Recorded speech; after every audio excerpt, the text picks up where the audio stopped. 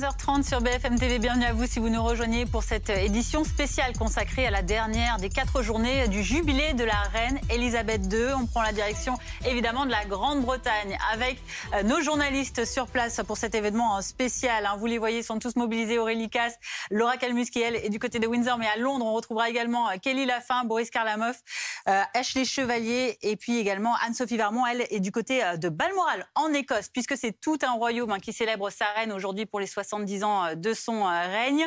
Et également le Commonwealth, si on va encore plus loin dans les pays dont elle est la souveraine aujourd'hui. Nous sommes également en plateau avec nos invités, Patrick Sauce du service politique international de BFM TV, Jean Descartes, biographe d'Elisabeth II, auteur de Pour la reine, hommage à Elisabeth II aux éditions Perrin, Cyrielle Lemoine-Tolba, journaliste spécialisé dans l'histoire britannique, et Patrick Weber, chroniqueur royal et animateur de l'émission de débat. C'est pas fini sur Vivacité. On va voir comment ça se passe, parce que ça y est, ça commence. Ça y est, cette ça fameuse commence. Parade, la grande parade en l'honneur d'Elisabeth II. On voit cette tribune officielle bien remplie.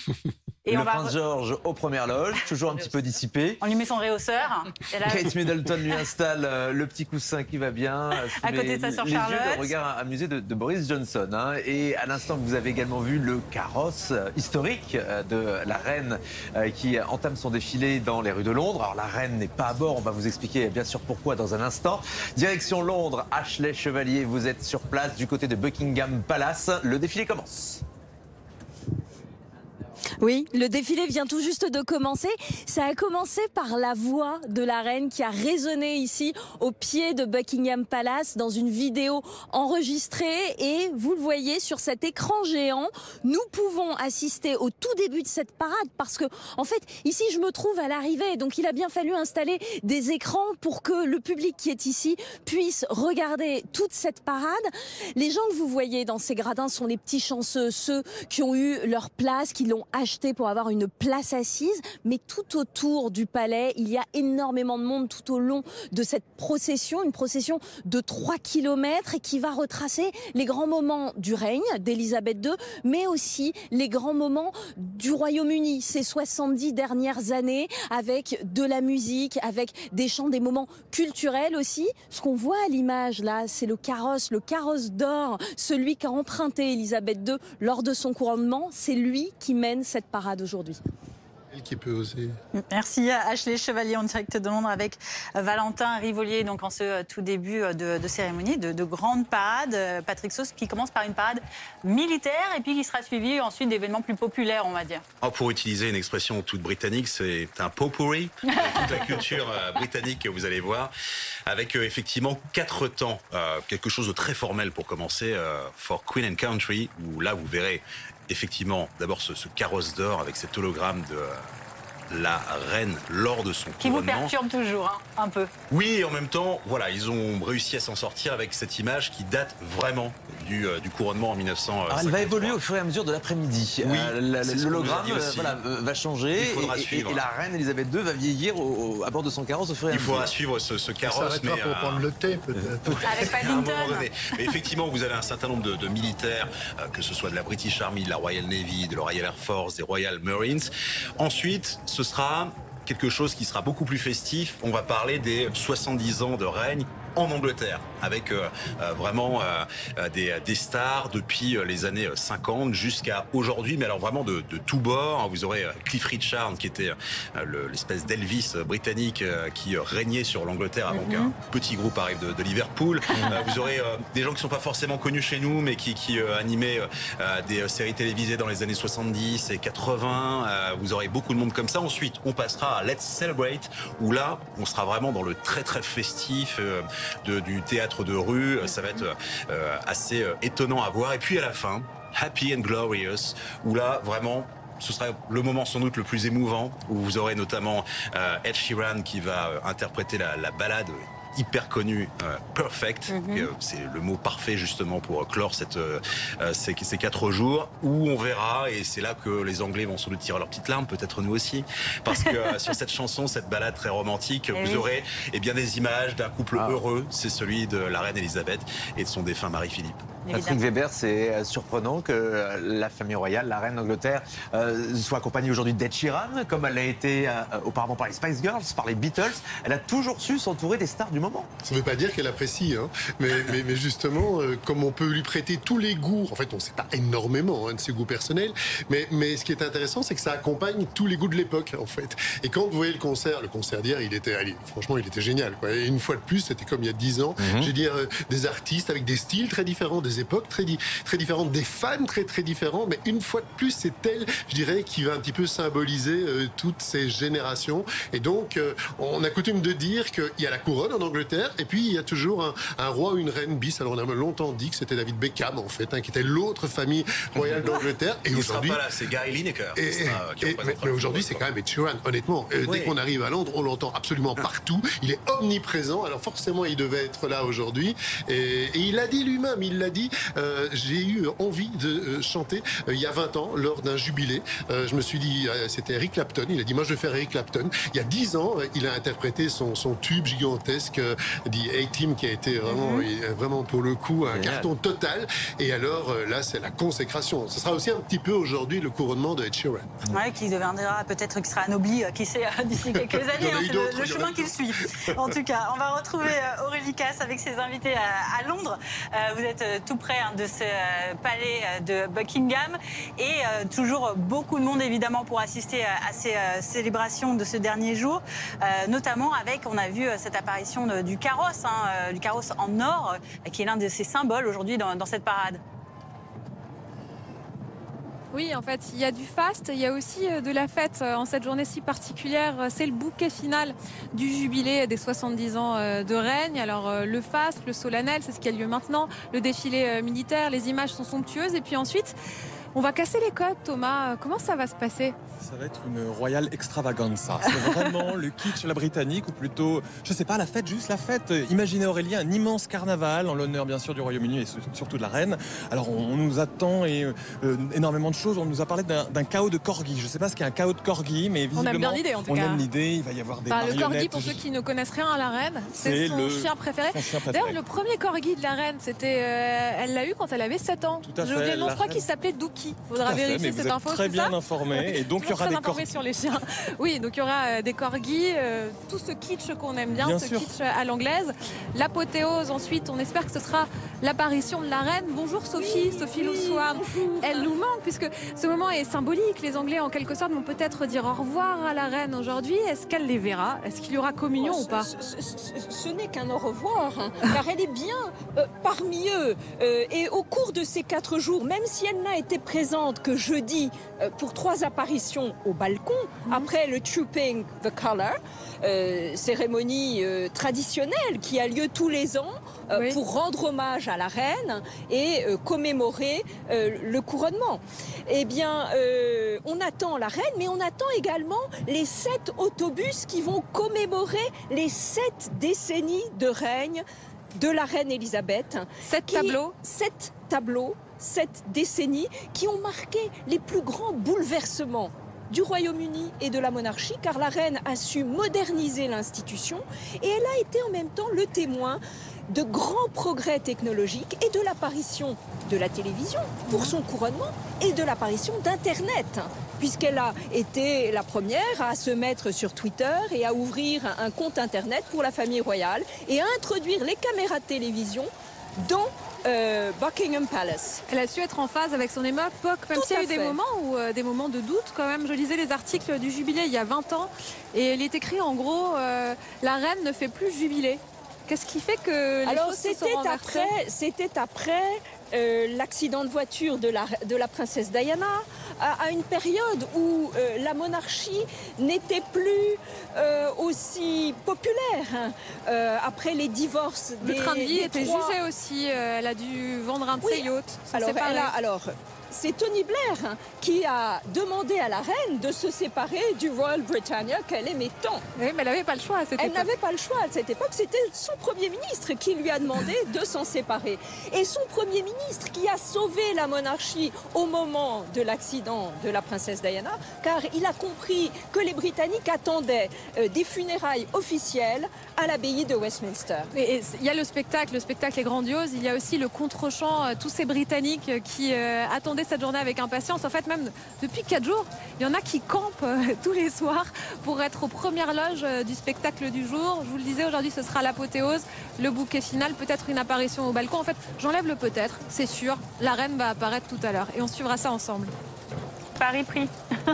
Merci, on va suivre ça bien évidemment en direct. Aurélie Casse, Boris Karlamov, vous êtes un petit peu plus loin dans les rues de Londres, tout près de ces pique-niques géants qui se tiennent aujourd'hui. Plus de 10 millions de Britanniques, je crois, qui participent à ces pique-niques en l'honneur de la reine, avec les yeux rivés sur les écrans pour suivre le défilé.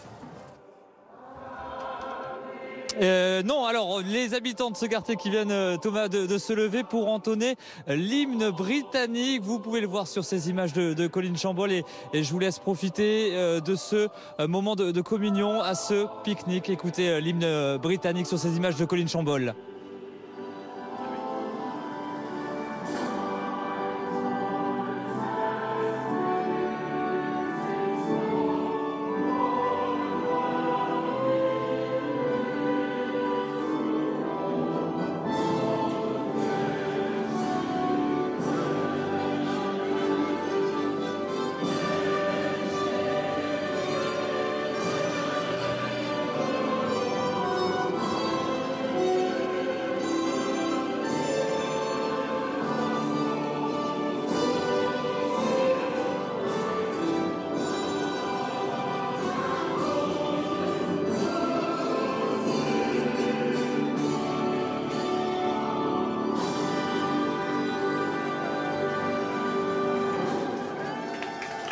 Voilà, donc vous venez de l'entendre, hein, l'hymne britannique qui vient de résonner dans ce quartier de Kensington, dans le centre de Londres, pour ce pique-nique géant où ça rassemblait plusieurs dizaines de Britanniques. Les festivités qui vont se poursuivre jusqu'à ce soir avec plusieurs animations et notamment un petit concert qui devrait pas tarder à avoir lieu ici à Kensington, donc pour célébrer ce dernier jour du jubilé de platine des 70 ans de règne de la reine Elisabeth II. Et on suivra ça avec vous, notamment Boris Karlamov et Colin Chambol à Londres. Cyrielle de Mantelba, on en parlait tout à l'heure, on revoit un peu cette allégorie avec ce carrosse et ce personnage de la reine Elisabeth qui va évoluer dans le temps, avec ces tableaux également qui vont être joués dans la parade et qui montrent l'évolution de la société britannique avec leur reine. Les Britanniques de moins de 70 ans ont donc tous connu, ils ont tous ça en commun, de connaître la même souveraine. On dit qu'elle a vu naître 80% de la population britannique, donc il faudrait vérifier ce chiffre. En tout cas, effectivement, sa longévité, 96 ans, elle a 96 ans, elle a vu la majeure partie de la population. Aujourd'hui, on est vraiment dans un moment exceptionnel. J'entends beaucoup revenir le mot merveilleux, magique, c'est parfait. Alors, on dirait effectivement, Elisabeth II, elle ressemble un peu à une bonne fée avec sa tête, toute ronde, ses boucles. Voilà, c'est vraiment la bonne fée d'aujourd'hui. On va retracer les 70 ans. On est évidemment dans un espèce de rêve et on ne va pas évoquer les moments un peu plus douloureux. Hein. La reine Elisabeth, elle a quand même vu l'Empire s'écrouler pendant son règne.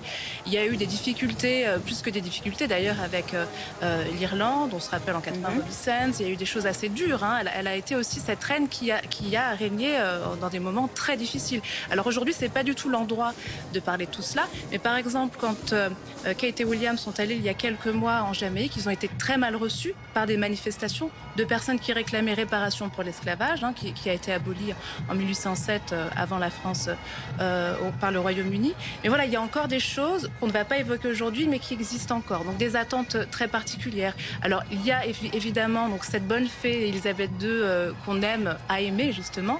Il y a aussi cette institution monarchique qu'on dit moderne, mais qui somme toute remonte à Guillaume le Conquérant, qui est une chose archaïque, une sainte relique qu'on aime à célébrer. Hein. ce carrosse, c'est tout ce qu'on a envie de voir aujourd'hui. Hein. C'est la beauté, c'est la magie, c'est le conte de fées. Voilà, faut pas oublier non plus que c'est un mélange de modernité et de choses un peu plus difficiles. Hein. C'est une reine dans l'histoire.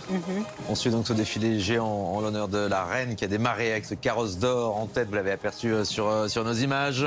Au cœur du public, on va retrouver Kelly Lafin dans les rues de Londres avec des Anglais, des Britanniques qui cherchent à apercevoir, on imagine, ce carrosse. Ah oui, alors c'est ça la grande difficulté, tant la foule est dense, hein, c'est de pouvoir apercevoir un bout du défilé. Alors on a entendu une clameur très forte hein, lorsque le carrosse doré est passé. Et donc effectivement on peut voir les enfants, les femmes aussi qui montent sur les épaules. Et puis de nombreux Britanniques aussi qui ont même escaladé. Vous allez le voir juste derrière avec la caméra de François Luce, qui ont escaladé la statue de Trafalgar Square pour pouvoir apercevoir un peu le défilé. Alors effectivement, il y a une ambiance extrêmement conviviale, joyeuse, hein, même si de nombreux spectateurs ne peuvent pas apercevoir grand-chose du défilé. C'est un jour spécial pour tout le monde, un peu plus pour certains comme Michael Ho qui est avec moi, hein, qui est acteur. It's a special day for you. C'est une journée spéciale pour vous, parce que vous avez rencontré la reine. Tout à fait. J'ai pu faire 3 pièces à la demande de la famille royale et donc j'ai pu la rencontrer.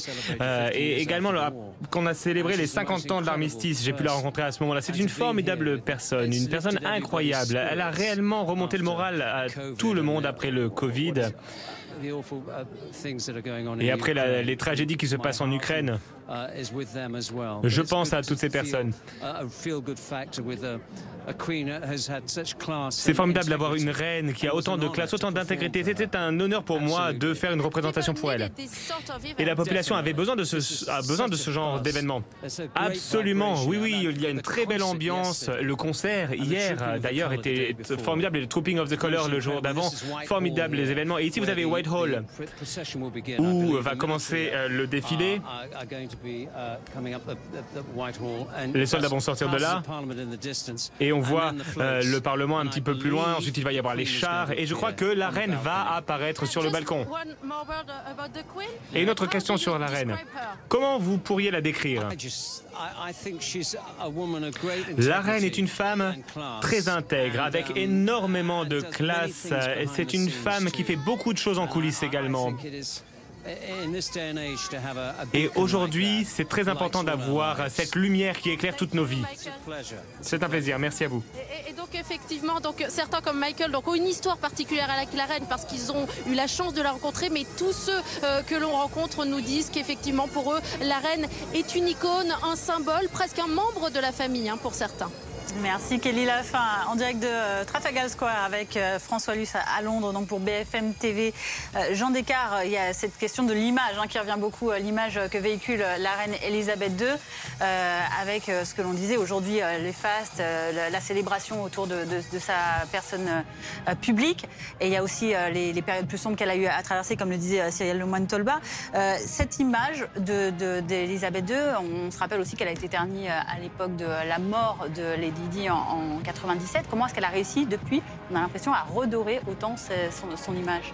La reconquête a été très difficile, évidemment. Les gens n'ont pas compris ce qui passait pour une indifférence, alors que la reine avait été très généreuse avec son ex-belle-fille et voulait protéger ses petits-enfants. Bon, c'est un très grand malentendu, nous dirons. En fait, si vous voulez, la reine a souffert parce que ayant aidé Diana comme elle pouvait, Diana n'était pas maîtrisable, hein, paix à son âme, c'était très dur.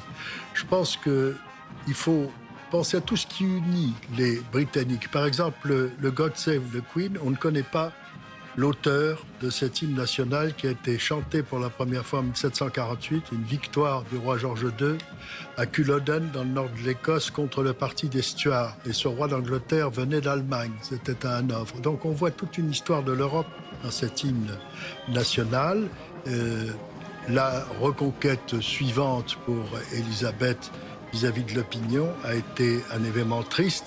C'est le décès de sa mère, la reine-mère à 101 ans, qui était fantastique et qui était considérée par Hitler, au moment de la guerre, comme la femme la plus dangereuse d'Europe.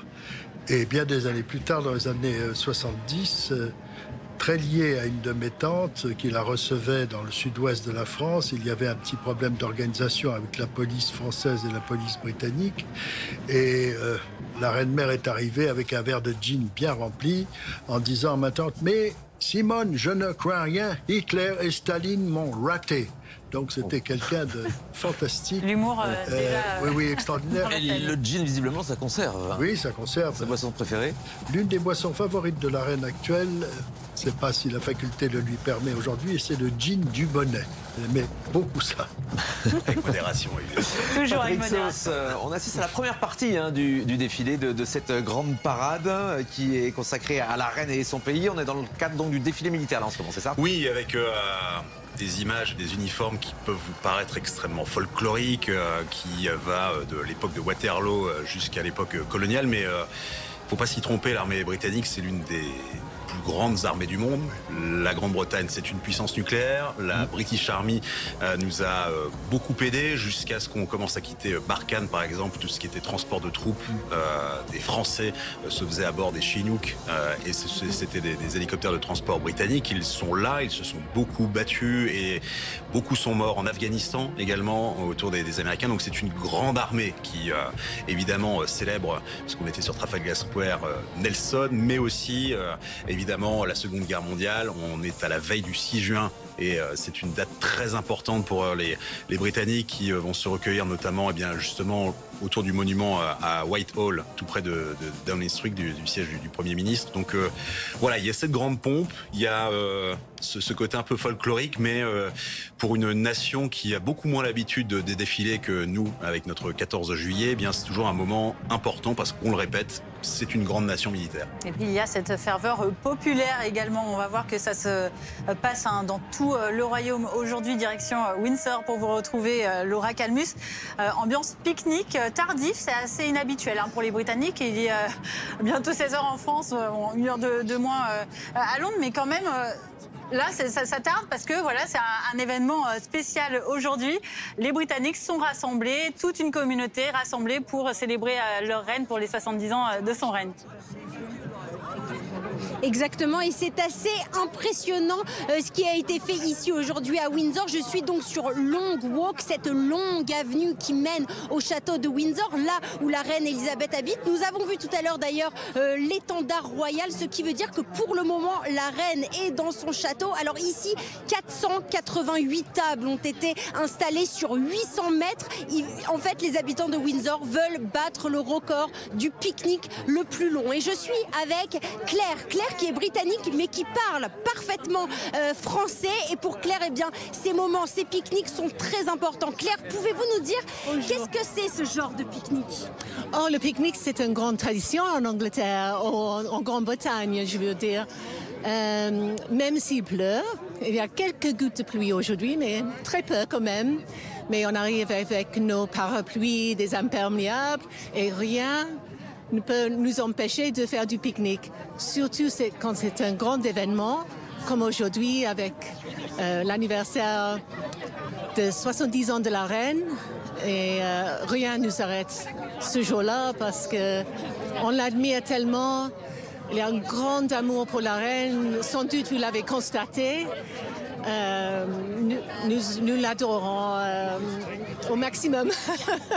Donc vous voyez, c'est assez incroyable. Ici, on est en train de célébrer la reine. Alors il y a beaucoup de Britanniques, mais il y a aussi des Français. Nous avons pu rencontrer Marie, qui est là aujourd'hui, qui avait envie de voir ce que c'était en fait une fête britannique. Et c'est vraiment exceptionnel, il y a beaucoup de monde, c'est merveilleux de voir autant de personnes réunies dans un même lieu. Et même si en tant qu'expat français, on ne suit pas vraiment la famille royale de loin, mais on est vraiment ravis d'être ici parce que c'est vraiment une super ambiance et les Anglais savent faire la fête. Donc les Anglais savent faire la fête et en plus on a une surprise, une visite surprise bientôt. Le prince Édouard, donc le fils de la reine, sera présent, rendra visite à ce pique-nique sur Long Walk. On revient vous voir dans les prochaines minutes, Laura Calmus. Quel folklore, Cyrielle Lemoine-Tolba. On a vu tous ces Anglais déguisés, les bobs aux couleurs du drapeau britannique. bien, c'est l'occasion de faire la fête aujourd'hui. Ouais, et puis c'est drôle parce que cet engouement des Britanniques envers la famille royale, envers leur souverain, est inconditionnel et a toujours été, c'est toujours trouvé au 19e siècle, au pire moment, quand il y avait des problèmes dans la classe ouvrière. La classe ouvrière réclamait plus de justice sociale, mais pas l'abolition de la monarchie. La monarchie, c'est vraiment une institution à laquelle les Britanniques tiennent énormément. Mais attendez, ça veut dire qu'il n'y a pas de voix dissonante aujourd'hui? Il y en a, on n'a pas le droit d'être... Elles sont mineures, elles sont très très mineures. Je crois qu'il y a le parti République, qui est un mouvement plus qu'un parti, qui date de 1983 et qui compte 30 000 membres. Prenons aussi le Parti travailliste, le parti, donc le Labour plus à gauche, dirons-nous, n'a jamais, plus réformateur, voilà, n'a jamais prôné l'abolition de la monarchie. Il y a eu une motion qui a été... à l'image, Cyrielle, ces drapeaux, tous les drapeaux du Commonwealth qui défilent donc, lors de cette parade avec ces soldats et leur fameux bonnet poil d'ours, c'est ça, de bébé ourson. Ce sont les derniers quasiment en poil d'ours naturel, puisqu'on va passer, c'est un engagement britannique, au synthétique. Vous n'avez pas déjà fait une tentative un peu ratée là, de synthétique? Vous avez un peu chaud, je crois. Oui, alors ça donne chaud, c'est 650 grammes. Quand même. C'est assez étonnant. Alors là, ils sont en mouvement, donc c'est un peu plus facile, mais lors de la cérémonie annuelle de Trooping the Colour, il faut rester un certain nombre de minutes, voire d'heures, si comment les personnes qui doivent faire la revue des troupes mettent un peu de temps. Et figurez-vous qu'il y a un club des soldats qui sont tombés de fatigue ou qui ont été pris d'un malaise. Ça aussi, c'est très british. Plutôt que de le voir avec honte, non. Il y a une espèce de fierté à faire partie de ce club des soldats qui sont tombés lors des cérémonies. Mais arrêter la fourrure, c'est aussi une manière d'être tendance, finalement, pour la monarchie britannique. On en revient à ce qu'on disait tout à l'heure, Patrick. Complètement. Ce qu'il y a aussi par rapport à... C'est très symbolique, les images qu'on voit là, parce que le Commonwealth, c'est vraiment le grand enjeu de demain, en fait. La reine, elle règne encore en son nom propre sur une quinzaine de territoires environ, sur une cinquantaine de territoires où il y a un chef d'État. On en a très peu parlé chez nous, mais dans le nouveau gouvernement australien, il y a un ministre délégué à la République qui a été nommé. Oui. Ça fait pas plaisir du tout à Elisabeth, qui a tout fait, qui a vraiment manœuvré, mais de façon très, je dirais, intrusive, parce qu'elle voulait vraiment, en 2018, il y a eu une réunion vraiment pour dire, OK, acceptez Charles, parce qu'en fait, Charles n'est pas très populaire, et Camilla encore moins. Et même pour William, c'est compliqué. Et dans le dispositif, il y avait cette idée, qui sur le papier, l'idée était géniale. Harry et Meghan. Meghan divorcée, métisse, on s'est dit voilà, là c'est vraiment le bon casting pour porter la bonne parole du Commonwealth à travers la planète, et ça ne sera pas le cas. Donc ça a été un échec de la monarchie, et le futur, je pense qu'au niveau du Royaume-Uni, il n'y a pas trop d'inquiétude, mais probablement la reine se pose beaucoup de questions par rapport au futur du Commonwealth. Jean Descartes, justement, c'est quoi le futur du Royaume-Uni et du Commonwealth? On sait très bien qu'il y a des pays comme le Canada, l'Australie, mais ce n'est pas nouveau. Il y a eu des mouvements d'abolition de la monarchie. La personnalité d'Elisabeth II est tellement forte que dans l'immédiat, je ne pense pas qu'il y ait des choses à craindre. Ce que je voudrais préciser simplement à propos de Windsor, c'est le grand-père d'Elisabeth II, le roi George V, qui a eu l'idée essentielle en 1917 de changer le nom de la dynastie qui était allemande, Saxe-Cobourg. Au moment où les Américains allaient venir au secours des Européens, ça faisait des ordres de se battre entre cousins germains, si je puis dire. Et donc, il a choisi le nom de Windsor, qui est une idée formidable parce que ça représente 1000 ans d'histoire. C'est la plus grande forteresse au monde, toujours en fonction et habitée. Je l'ai fait visiter plusieurs fois. C'est très impressionnant à travers toutes les dynasties. Et par exemple, il y a beaucoup de délicatesse lorsque les visiteurs étrangers viennent. L'exemple, le président de la République française vient dans une grande salle dont le nom normal est la salle Waterloo, mais à ce moment-là, ça devient la salle des États, bien sûr, délicatement. L'histoire qui s'adapte aussi en fonction de ces différents protagonistes, alors que l'on voit ces images donc de cette tribune aussi, on peut en parler, Patrick Weber, de cette tribune officielle. Alors forcément, au premier rang, le futur roi, Charles, futur Charles III, s'il règne sous ce nom, ce qui semble être le cas, avec sa sœur, la princesse Anne, qui a toujours un look qui n'appartient qu'à elle, les mauvaises langues diront tant mieux, et puis son épouse, Camilla, qui a vraiment fait l'objet d'une espèce d'opération de réhabilitation générale. On vient de loin, c'est clair, il y avait vraiment beaucoup à faire. Mais en tout cas, elle est très présente sur le terrain. Et comme le disait Jean, aussi la volonté de la reine, justement, d'accepter qu'elle soit reine consort. Personnellement, j'en ai jamais douté, parce qu'en fait, il n'y avait pas de raison qu'elle ne devienne pas reine consort. Ça s'est toujours fait comme ça. Et alors, il y a forcément, je dirais, les stars de la famille royale, avec William, Kate et les 3 enfants.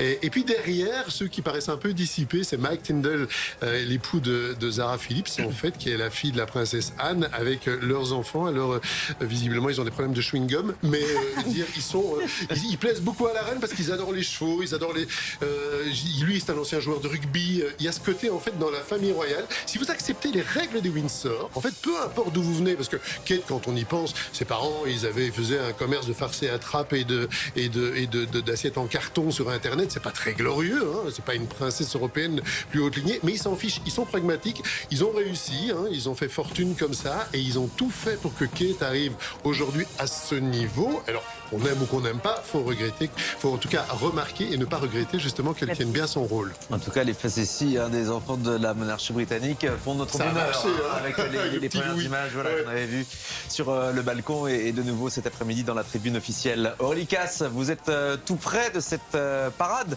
dans les rues de Londres. Comment ça se passe ? Ce qui frappe, Sophie, c'est la présence du Commonwealth.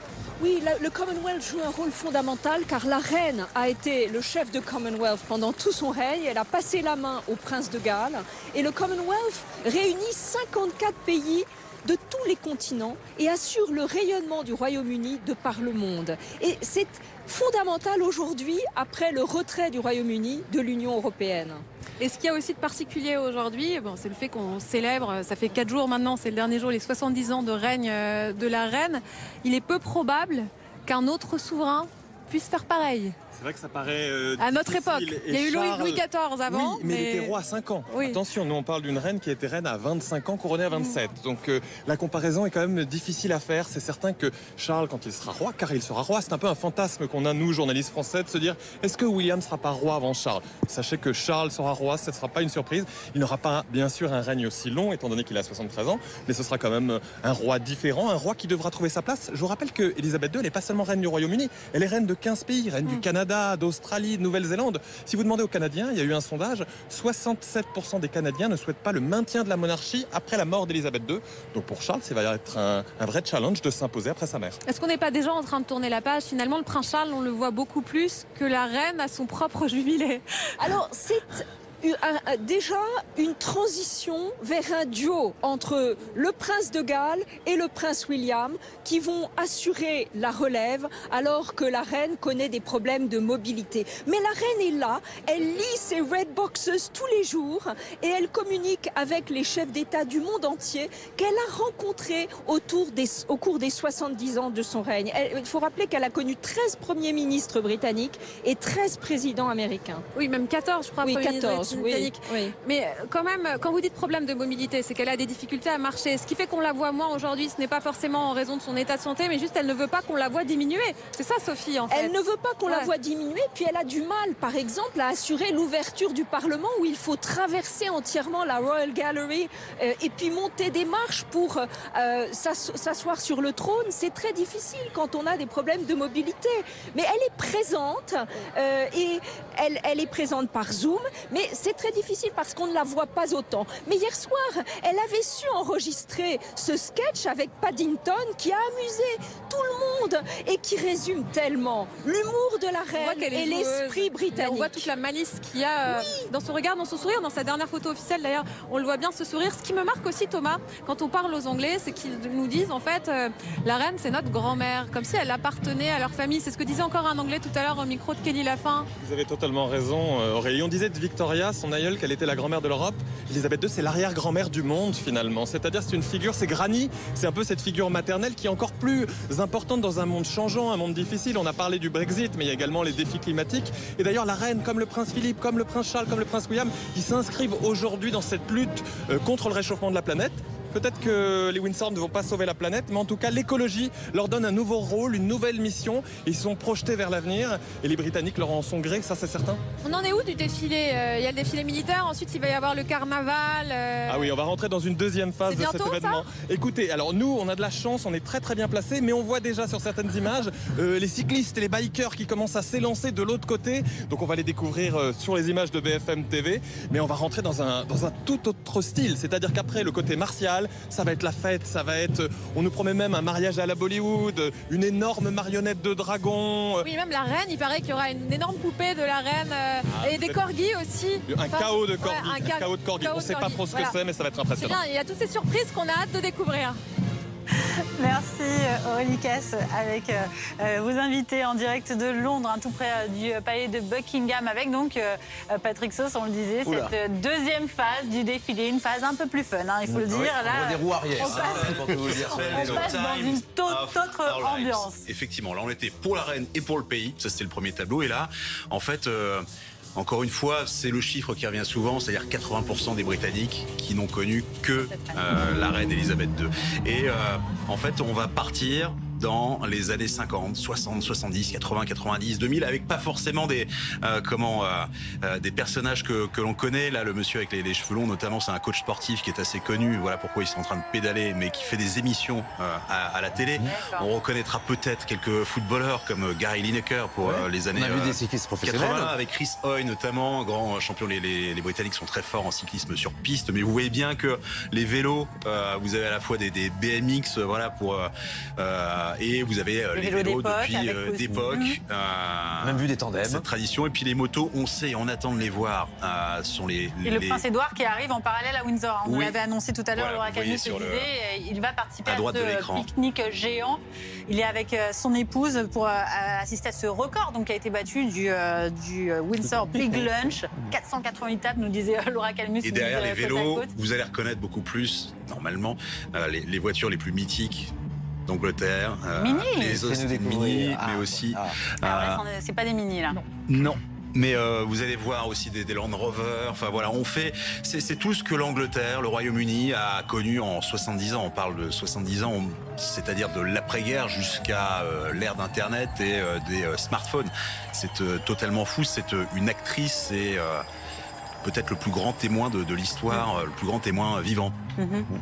Quelle est la fin? Quelle ambiance dans les rues de Londres pour assister à ce défilé? Les vélos, les voitures à présent.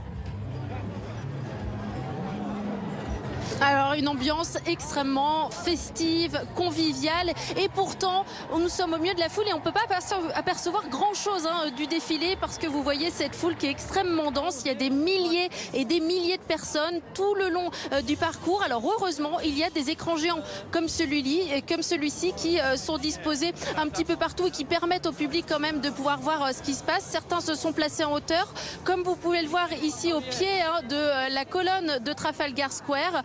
Il y a du public de tous âges, beaucoup d'anglais évidemment, mais aussi... On a un petit problème de liaison. Connexion. On va retrouver Kelly Lafin dans un instant. Ashley Chevalier se trouve à un autre point du défilé, plus proche de Buckingham Palace. Est-ce que vous arrivez à apercevoir ces vélos qu'on découvre en direct à l'image sur BFM TV, Ashley? Tout à fait, ils sont à mes pieds. Je peux vous dire qu'on en prend plein la vue depuis le début de ce défilé. Et après la première partie un peu plus formelle, un peu plus solennelle, place vraiment à la fête désormais. Ce qui est frappant, c'est vraiment les acclamations de la foule à chaque passage. Après 4 jours, ils ne sont pas fatigués de tout ça, ces Britanniques. Ils en veulent encore, ils veulent faire la fête jusqu'au tout dernier moment. Avec une question quand même. Est-ce que la famille royale va venir au balcon de Buckingham Palace à la fin de cette parade? Ils l'espèrent tous. J'aperçois à l'autre bout de cette place une partie de cette famille Kate, William, les 3 enfants, Charles et Camilla également. George, Charlotte et Louis vont-ils monter sur le balcon? Louis qui nous a tellement amusés jeudi lors de la parade militaire. Ici, tout le monde en a envie pour terminer ces 4 jours de jubilé en beauté.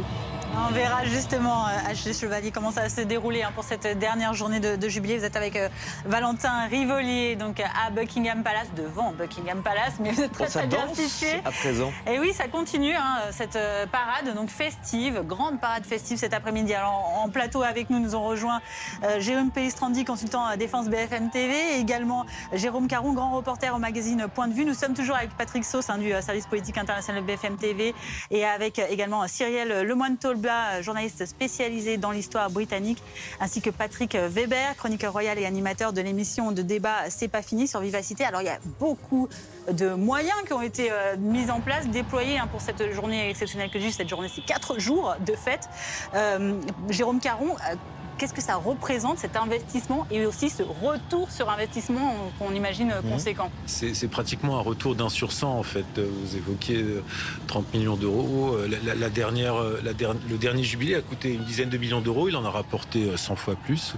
Donc c'est une machine de guerre très très puissante, et c'est aussi la réussite absolue de la maîtrise anglaise de la monarchie, de la modernité. C'est un vecteur de communication, c'est un vecteur de tourisme, et ils arrivent à célébrer et la reine et leur propre pays et leur propre identité sous tous les aspects différents possibles, de toutes les manières possibles, de manière très sérieuse, très militaire, très royale, et en même temps très festive, très simple. On a vu les vélos sur ce Royal Pageant, sur cette grande parade. Tous les Anglais étaient amenés à participer. Il y a eu des appels dans la presse. Après, les gens ont été sélectionnés en fonction du thème auquel ils voulaient assister. Mais c'est vraiment très général, très participatif et très très bien organisé. On n'a pas vu en ces 4 jours un seul faux pas. On n'a pas vu une erreur technique. On n'a pas vu on a vu des chevaux pendant le Trooping the Colour qui était un petit peu récalcitrant, affolé, mais ça arrive tous les ans. Quand vous avez 250 chevaux, c'est quand même des bestioles qui sont parfois difficiles à maîtriser, surtout quand elles sont en groupe. Donc tout ça pour dire que voilà, on voit là à l'écran, c'est extrêmement moderne, c'est extrêmement simple. On l'a vu hier pour le grand concert du Jubilé, où il y avait toute l'Angleterre et tous les styles de musique, que ce soit des DJ de 22 ans jusqu'à Diana Ross qui en a 76, chacun très heureux d'être là. C'est-à-dire qu'on a commencé le défilé avec les images du carrosse historique de la reine d'Angleterre. On termine ici sur du BMX. C'est vrai qu'on a l'éventail complet entre la modernité et la tradition, Jérôme Pellistrandi. C'est-à-dire que ce qui était aussi fabuleux, c'est que la Grande-Bretagne, c'est aussi la nation pionnière, une des nations pionnières de l'aviation, de l'automobile, de la moto. Il y a des marques qui sont mythiques. On a vu des motos militaires. Voilà, Jaguar, Bentley. Donc c'est aussi toute cette... connaître aussi un peu cette nostalgie d'une Grande-Bretagne qui était particulièrement innovante. N'oublions pas que la révolution industrielle qui débute à la fin du XVIIIe siècle, elle vient d'Angleterre. On a un peu tout ça qui se reproduit et donc qui est évoqué à travers cette grande fête populaire. Cyrielle Lemoine-Tolba, il y a aussi cet aspect un peu, on le voit moins là dans ces images de la parade, mais il y a cette passation qui se passe un peu quand même en sous-main. On a l'impression, dans ces 4 jours, il y a eu plusieurs événements qui ont été laissés à la charge du prince Charles, du prince William. Ça se prépare aussi un peu en coulisses à travers cet événement. Oui, il y a un signal qui est donné, effectivement, il faut passer la main.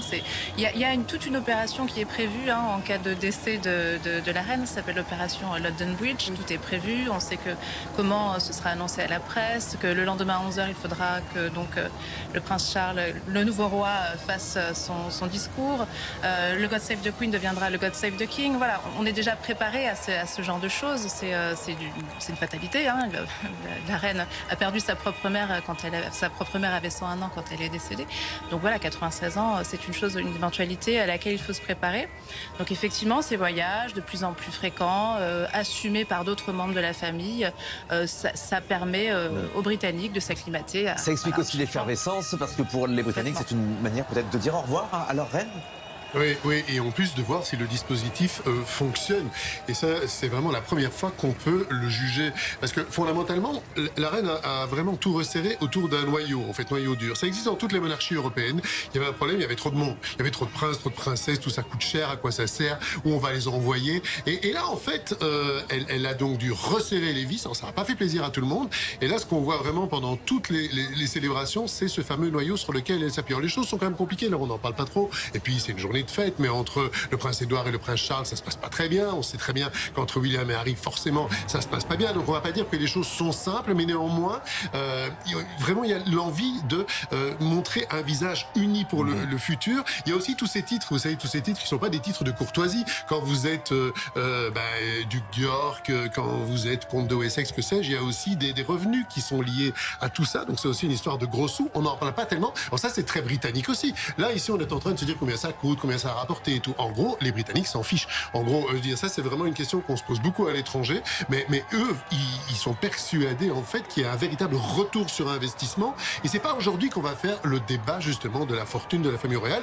Bon, ça peut revenir plus tard, bien sûr. Mais aujourd'hui, on est dans un moment de concorde et c'est ça qui doit prévaloir. De communion, effectivement. Oui. Avec une ambiance très, très festive, hein, Patrick Sauve. Les 50s, vous voyez, ça va être assez simple à suivre, même de plus en plus, parce qu'on va se rapprocher de nos générations, pardon. Hein.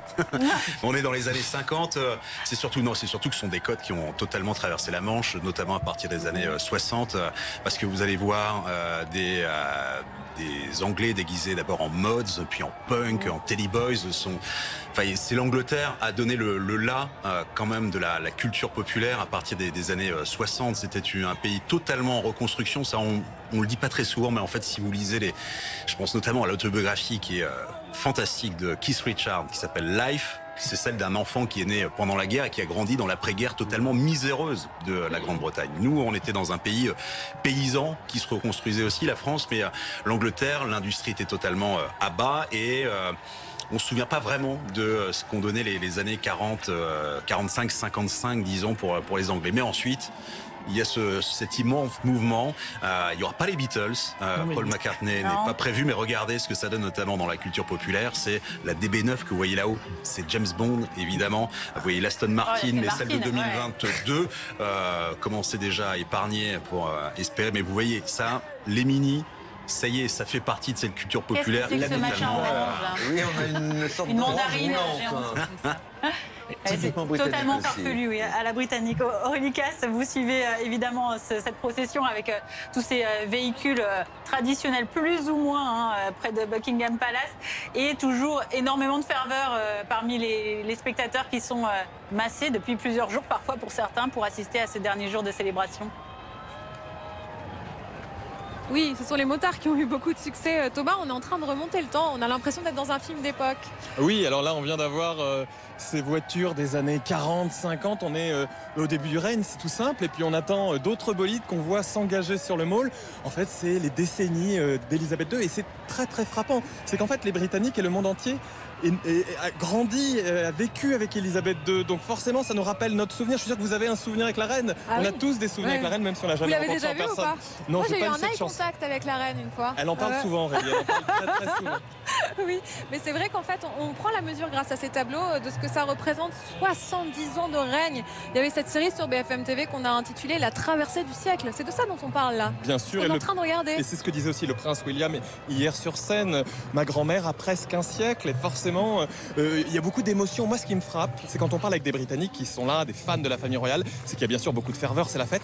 Et il y a aussi un peu d'émotion. Parce que bien sûr, c'est un bilan. Alors, la reine l'a dit au moment du Covid, we will meet again, on se retrouvera. Et ces mots étaient inscrits sur la façade de Buckingham hier également. Donc c'est important. On n'est pas là pour l'enterrer, bien sûr. Mais c'est vrai qu'on ne revivra pas un tel jubilé et de telles célébrations. Et ça, tout le monde en a conscience. Comment vous expliquez qu'il puisse y avoir un tel culte de la personnalité alors qu'on est ici au Royaume-Uni, le berceau du parlementarisme? Parfois, on a du mal à comprendre. Il y a presque une contradiction, non? Oh, parlementarisme et monarchie vont très bien ensemble. D'ailleurs, on le voit avec la reine, 70 ans de règne. Elle est culte, la reine. Elle est culte. Elle est devenue une icône de la pop culture. Vous parlez de séries, regardez Netflix. Il y a même une Barbie, désolé de citer, une Barbie de jubilé qui est sortie. Donc la reine, c'est un symbole mondial. Si c'était pas un symbole mondial, on n'en parlerait pas en ce moment sur l'antenne de BFM TV. Et donc forcément, il y a des connexions. La monarchie a besoin de créer de l'émotionnel. On le voit dans les mariages royaux. On rêve avec William et Kate quand ils se marient Harry, on rêve avec Meghan et Harry, on rêve aussi d'une certaine manière et on grandit, on vieillit avec la reine. Vous parliez de la Barbie, ça me fait penser aux goodies, à ces petits souvenirs qu'on achète avec l'effigie de la reine. Sachez qu'il n'y a pas de torchon avec l'effigie de la reine parce qu'on ne s'essuie pas avec la tête de la reine. Voilà, c'est comme ça. Pas de torchon, probablement pas de papier toilette non plus. Alors, du coup, on imagine. Merci Aurélie Casson. Il faut que ce soit validé par Buckingham Palace, ces produits dérivés. Mais alors, Jérôme Pellistrandi, vous disiez plus de $400 le prix de la Barbie, là, dont oui, c'est ça, il y a eu du 113. Non, mais il y a une inflation actuellement. Par exemple, il est extrêmement difficile de trouver les mugs, même à Londres actuellement. Le marché noir, il fonctionne à plein. Donc, mais on évoquait, Patrick évoquait Keith Richards. Justement, les Rolling Stones sont en tournée, eux aussi. C'est faut pas dire 70 ans, mais c'est le symbole de longévité. Les Britanniques tiennent longtemps. Bon, la fête a lieu partout, dans les rues de Londres, bien sûr, avec cette grande parade. Également au château de Windsor, Laura Calmus, avec la visite du prince Édouard il y a quelques minutes. Exactement. Alors le prince Édouard est juste derrière nous. C'est pour ça que vous voyez un dispositif de sécurité qui est assez important, qui est en train de nous dire de nous mettre de côté, parce que le prince Édouard est en train de longer ces 488 tables, ces 800 mètres de tables où les Britanniques sont en train de faire ce pique-nique géant. Donc il est en train de parler avec chacun de ses convives, de ses habitants qui sont venus pour célébrer la reine. C'était une bonne surprise pour tous ces Britanniques. La reine n'est pas là, mais selon ce qu'on a vu, on a vu qu'il y avait l'étendard royal. Donc a priori la reine est encore au château de Windsor. On ne sait pas si elle viendra plus tard à Buckingham Palace, mais pour l'instant, eh bien c'était une grosse surprise pour ces Britanniques qui sont tous ravis, qui ont tous sorti leur caméra, leur téléphone portable pour capturer ce moment où le prince Édouard est venu, certes avec de la sécurité, mais il s'approche des gens, il discute,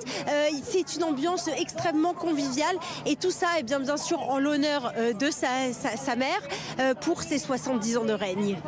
Merci. Laura Calmus avec Thierry Pouillet à Windsor pour BFM TV. Jérôme Caron, on a vu cette famille royale qui est exactement, le voilà, qui est sur ce char. Donc, Sir Cliff Richards. Sir Cliff Richards, exactement, anobli. Jérôme Caron, la personnalité, donc, enfin, la famille royale, on l'a vu, qui est présente sur ces différents endroits, à Windsor, mais aussi à Londres, dans ces tribunes officielles. Il y a aussi des membres qui sont absents. On pense évidemment à Harry et Meghan, puisqu'ils n'ont plus le droit de participer à des célébrations officielles. Ils ne font plus partie de ces membres qui travaillent pour la firme. Il y a également le prince Andrew, pour les problèmes de justice que l'on lui connaît. C'est aussi ça, la famille britannique. Vous connaissez l'adage, les absents ont toujours tort. Donc il s'applique particulièrement dans ce cas-là. En ce qui concerne le prince Andrew, officiellement, il est atteint du Covid, donc il n'a pas pu...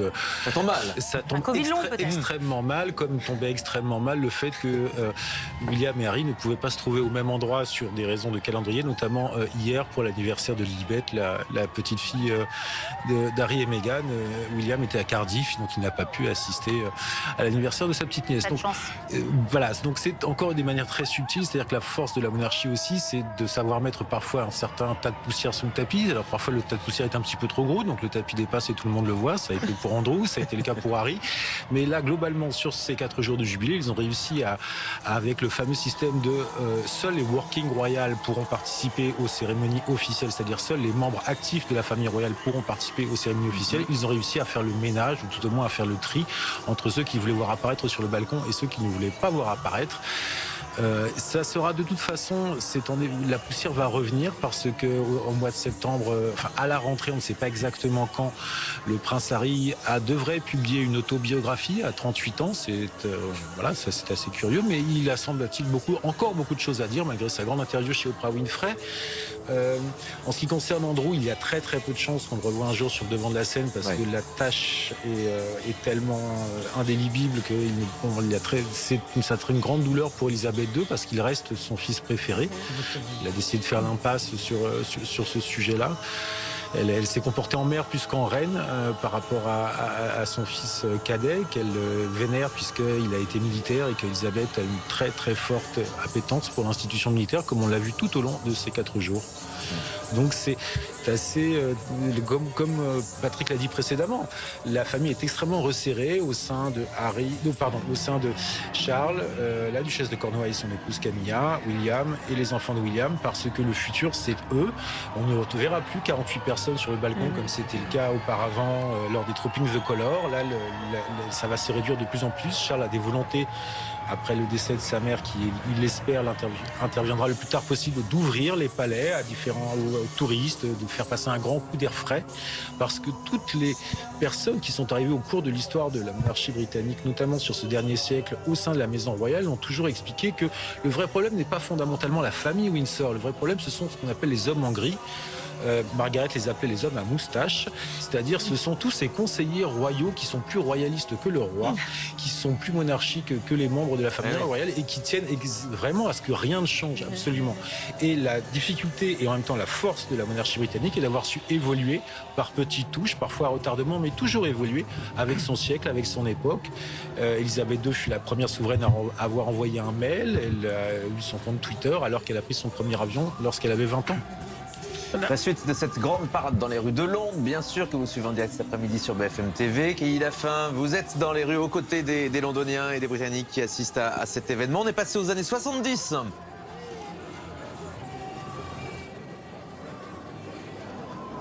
Oui, alors effectivement, eh bien c'est une ambiance très électrique ici, comme dans toutes ces célébrations du jubilé auxquelles on peut assister depuis jeudi. Ce défilé, c'est un événement qui rassemble des Britanniques de tout le pays, beaucoup de familles surtout. C'est un événement qui est très familial. Alors justement, on est avec Trisha et Julian, eux qui vivent à Londres.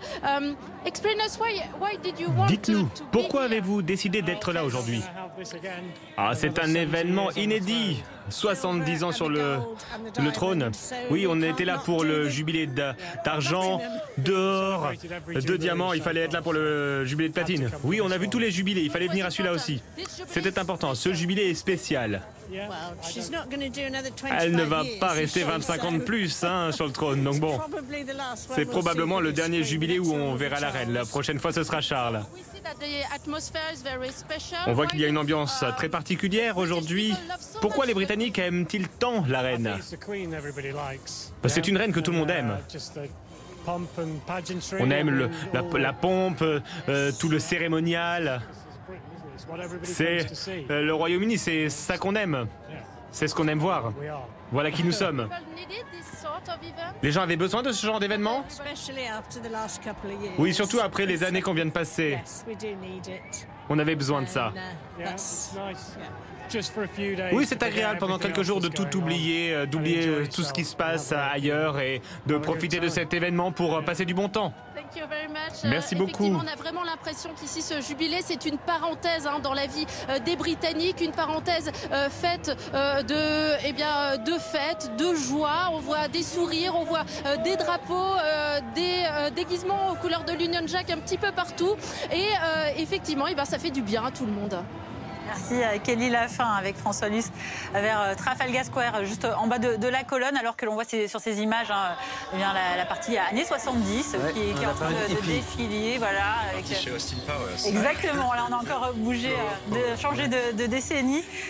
Jérôme Pellistrandi, vous aussi vous êtes amateur de James Bond, j'ai cru comprendre, parce que vous avez bien remarqué tout à l'heure le passage des bolides du 007. À un moment, on va voir effectivement toutes les voitures qui ont servi la dernière, mais on a vu aussi la Rolls-Royce noire et blanche de Goldfinger. Donc en fait, il y a toutes les voitures, parce que effectivement, James Bond, c'est aussi un des mythes.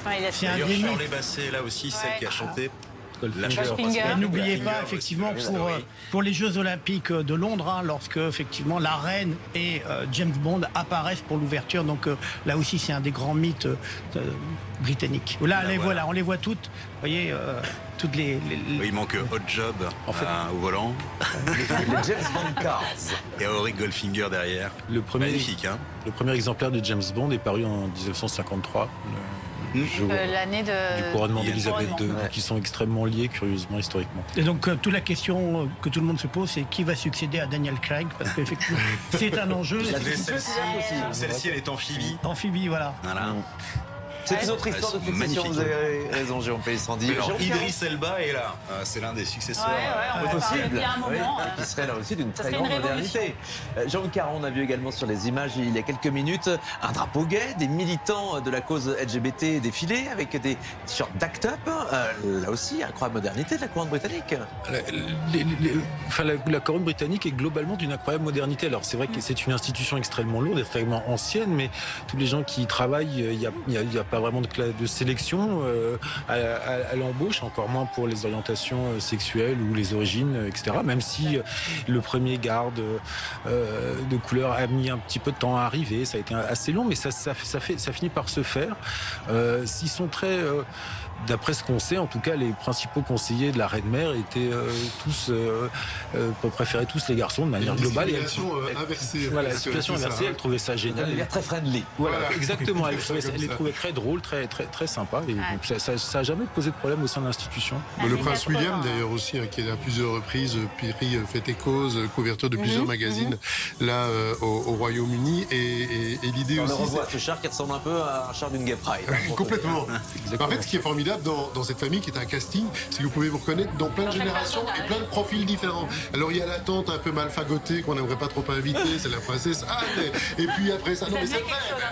Mais moi, je l'adore, il n'y a pas plus English qu'elle. Mais c'est formidable. Mais en même temps, comme ça permet, chacun peut s'y retrouver. Comptez que sur 4 générations, chacun peut s'y retrouver vraiment de Lilibet jusqu'à Elisabeth, et c'est ça qui fonctionne. Et puis, entre la difficulté qu'il y a eu à choisir une épouse pour le prince Charles, Diana, et aujourd'hui l'ouverture générale de la famille, où en effet on prend un ancien rugbyman, une actrice divorcée, une fille d'entrepreneur à succès, enfin en parlant de Catherine Middleton. Voilà, tout ça, ça démontre que les codes se sont cassés, les portes se sont ouvertes. Alors c'est jamais assez aux yeux de certains, on l'entend bien, mais après il faut que l'institution monarchique reste aussi multiséculaire, ce qu'elle est et ce qui est sa raison d'être. Donc la grande difficulté est toujours de garder la tradition tout en ouvrant suffisamment, en l'adaptant à la modernité. Mais la grande réussite d'Elisabeth aussi, c'est d'avoir préparé la succession avec William et Kate, qui sont alors d'un conformisme tel que franchement, on a vraiment l'impression qu'on a dupliqué le modèle. Alors, il va y avoir l'intermède Charles entre les deux, mais eux, ils sont d'ailleurs, les Anglais les trouvent complètement boring, ils sont très très beaux, ils sont sympas et tout, mais ils sont un petit peu ennuyeux, franchement. Clairement, c'est pas d'eux qu'on va attendre des choses formidables, mais il y a les enfants, la famille, donc en fait, pour ça, je pense qu'Elisabeth est très rassurée par rapport à ça. Justement, Cyril Lemoine-Talbot, on parle de cette succession qui se prépare. Alors, on ne sait pas si ce sera le prince Charles ou le prince William qui deviendra roi lorsque la reine décédera. Mais comment est-ce que les Britanniques, quelle est l'image du futur souverain pour les Britanniques aujourd'hui? Est-ce qu'on est très attaché à la figure d'Elisabeth II? Est-ce que ce sera pareil avec les suivants? Moi, je pense qu'il y aura le même attachement. Alors, effectivement, il faut voir aussi replacer le règne d'Elisabeth II dans son contexte. Il y a eu des moments. Ça commence juste après la Seconde Guerre mondiale. On est dans un pays jeune et qui se reconstruit. Donc, effectivement, il y a un élan. Elle incarne cet élan. C'est une reine jeune qui règne sur une population en majorité jeune aussi. Donc, je pense que ça, on le retrouvera pas. On retrouvera pas cette espèce de correspondance un peu miraculeuse qui a régné au début de son règne, justement. En revanche, je pense que l'attachement est toujours là, sera toujours là. Après, c'est une histoire de patte et de personnalité. Charles va faire la transition. Après, on ne sait pas combien de temps il va durer. Et William et Kate, effectivement, on est plus sur un retour à une tradition, à quelque chose de très très rassurant. Et ils vont savoir s'adapter. Ils vont être bousculés aussi par leur époque. La reine Elisabeth II, on dit qu'elle est très moderne. En fait, elle s'est aussi beaucoup adaptée. C'est une monarchie extrêmement pragmatique, la monarchie anglaise, la monarchie britannique. C'est ça qu'il faut voir. C'est-à-dire qu'elle a su s'adapter tout le temps aux nouvelles technologies et voilà, elle prend le train en marche. Je crois que c'est aussi une question de survie. Et pour faire survivre ce modèle, ce logiciel qui fonctionne très bien, il faut s'adapter. On est dans la deuxième partie de cette grande parade que vous suivez cet après-midi en direct sur BFM TV. Les meilleurs moments de notre vie. On a vu les tableaux des années 60, des années 70, les années 80 avec un Pac-Man géant que vous avez peut-être vu danser tout à l'heure. On est passé également aux années 90 avec la pop de l'époque qui va parler forcément aux trentenaires ou quarantenaires, les Spice Girls, Oasis. Voilà qui nous parle évidemment. Et là on arrive maintenant aux années 2000. Aurélie Casse, vous êtes sur place. C'est à moi là? Oui, alors on vient On vient de voir passer un panneau avec écrit Punk is not dead. Voilà où nous en sommes dans notre voyage dans le temps. Sophie Loussoirne, quel est le moment que vous avez retenu là jusqu'ici? Écoutez, j'ai retenu quand même l'évolution entre les années 50-70 et cette modernité qui s'exprime à travers la pop culture et la musique que l'on entend. Charles va vous montrer, il y a une boîte de nuit là carrément. Que l'on entend sur les autobus décorés. En fait, c'est assez simple, on a envie de danser, on a envie d'être avec eux. Et c'est vrai que ça contraste beaucoup avec la parade militaire tout à l'heure.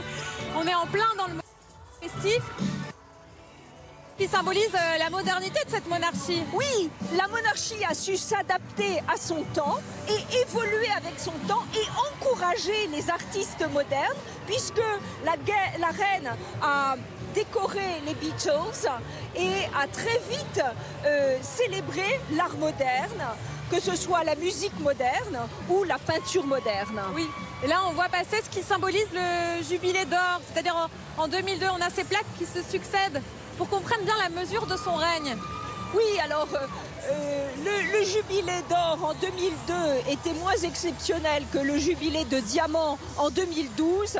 Mais là, évidemment, cette année, c'est l'euphorie et le triomphe d'une reine qui a su unir sa nation par-delà le Brexit. Vous savez quand même, ça nous fait penser aux Jeux Olympiques. Je trouve que la comparaison en fait est plutôt pertinente. On voit tout un peuple en communion et tellement fier d'être anglais. C'est ce qu'on voit de jour en jour. On en est au 4e jour. On voit ce qui les rassemble. C'est une célébration de l'identité britannique. Voilà. Et c'est la preuve que la reine a été ce ciment national, cet élément de continuité entre le passé, le présent et l'avenir, et que toutes les communautés sont ici réunies pour célébrer ces 70 ans de service à la nation britannique. Je crois que là, on voit Pac-Man, hein, on va vous montrer où nous en sommes du défilé. On arrive aux années 80. Voilà pour ce défilé qui se poursuit. Merci Aurélie et ces images donc de ces 7 décennies de règne qui vont se succéder comme ça sur ce chemin en direction de Buckingham Palace. Le point d'orgue, vous le disiez Patrick Sauce tout à l'heure, ce sera le concert d'Ed Sheeran ce soir qui va interpréter Perfect pour clore ces 4 jours de festivités. C'est encore ce lien entre la modernité et la monarchie qui s'y adapte au fil du temps. Oui, on se rassure beaucoup, je crois, sur le tracé de ce parcours parce que tout n'est pas rose loin de là en Grande-Bretagne, mais c'est une façon de se dire qu'on est quand même les meilleurs sur plein de choses. Force est de constater que sur la culture populaire, on leur envie beaucoup de choses, et pas seulement Pac-Man et le Rubik's Cube. C'est absolument génial de revoir tout ça. On aimerait même encore plus de son et de musique. Mais effectivement, ce qu'on attend aussi, parce que on va voir après, à la fin de ce deuxième tableau, un troisième beaucoup plus festif qui peut-être nous parlera moins, ça ressemblera plus à une cérémonie d'ouverture de Jeux Olympiques, vous voyez, avec du théâtre de rue, et puis la fin, vous le disiez.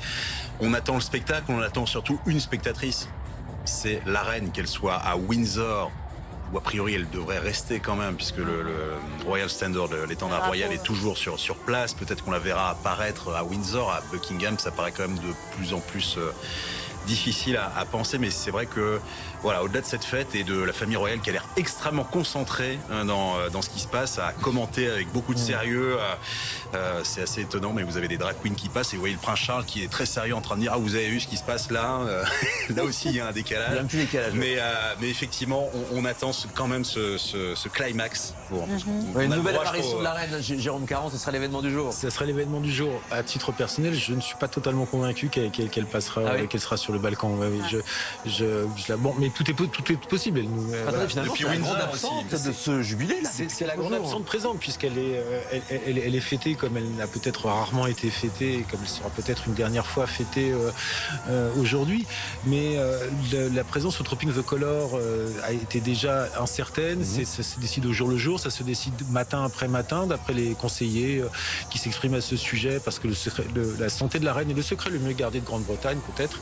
Ils expliquent qu'il y a des jours avec, et puis des jours bons, puis des jours un peu moins bons. Donc tout se décide vraiment au dernier moment. Elle a énormément de difficultés à se mouvoir, on l'a déjà dit. Ils ont même offert une voiturette de golf de ultra luxe à 50 000 € d'une marque hollandaise, de manière à pouvoir vraiment être. Quand elle a été notamment au Royal Horse Show, les Teletubbies. On a même les années 2000, on est d'accord.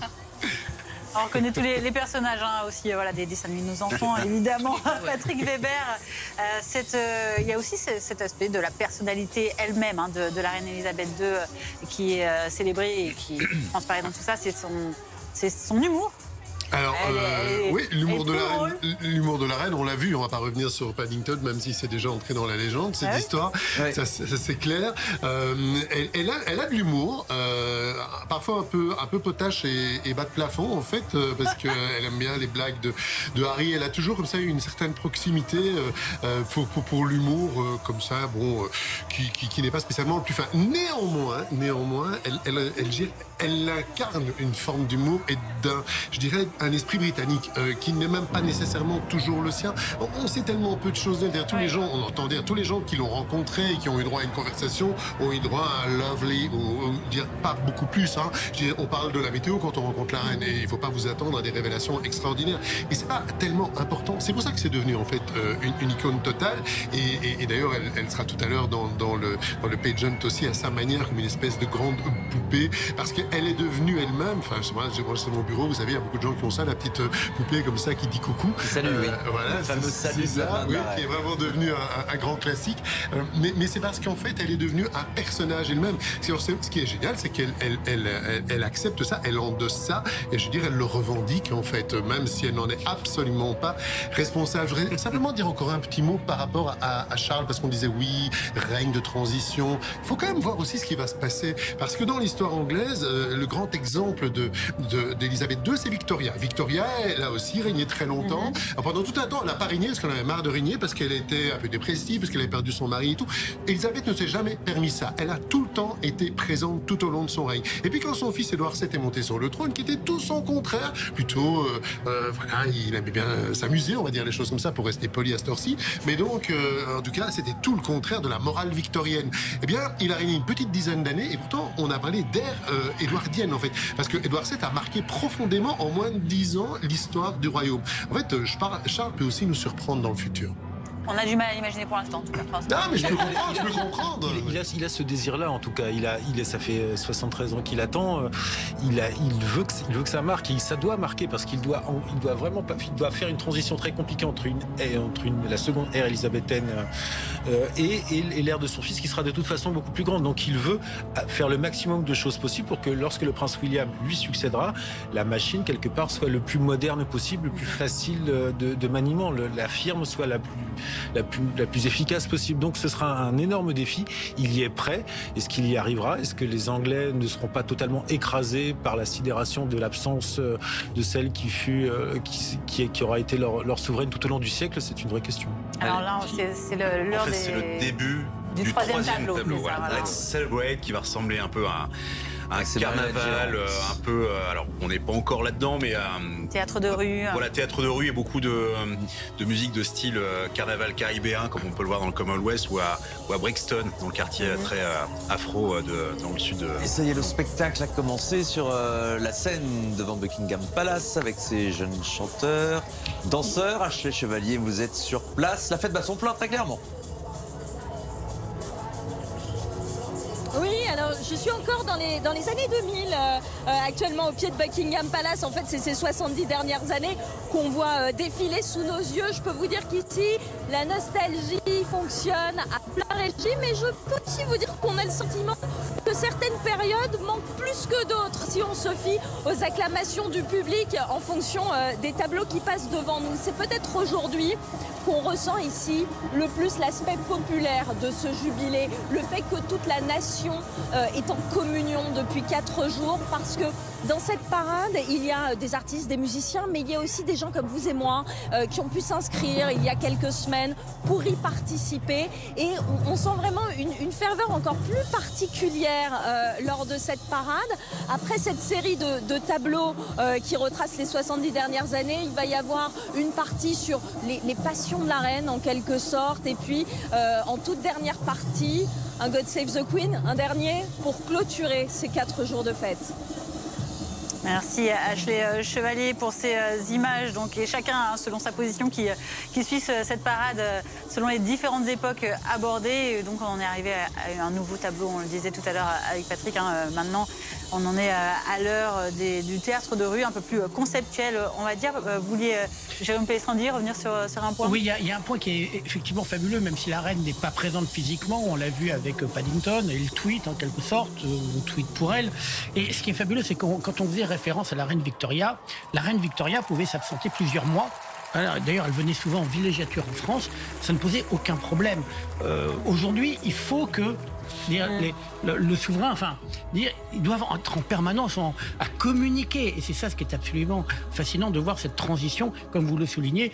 Le fils de la reine Victoria, qui était effectivement pendant de nombreuses années le prince de Galles, d'ailleurs, qui venait fréquemment à Paris, qui aimait beaucoup Paris, a très rapidement su aussi moderniser donc la royauté avec il y a aussi quelque chose qui était très important, c'est l'arrivée du cinéma. Et donc le fait que la famille royale a dû, à partir de la fin du début du XXe siècle, accepter de passer aux actualités, parce qu'à l'époque les actualités on les voyait au cinéma, et c'est aussi très intéressant de replonger donc dans cette période de transition où il a fallu qu'ils apprennent à communiquer et à être vus, parce qu'à ce moment-là ils vont être vus par tous ceux qui allaient au cinéma. Et ça, c'est aussi un changement qui était très important il y a plus d'un siècle. Ça se poursuit aujourd'hui avec les réseaux sociaux, effectivement, les différents membres de la famille royale qui s'y sont mis, aussi Kate et William qui ont leur propre compte, du duchesse de Sussex. Chacun essaie aussi de montrer cette image progressiste, cette image adaptée qui suit l'ère du temps de la monarchie. Patrick Weber, c'est ça aussi qui veut être retenu, on va dire, de ce jubilé aujourd'hui.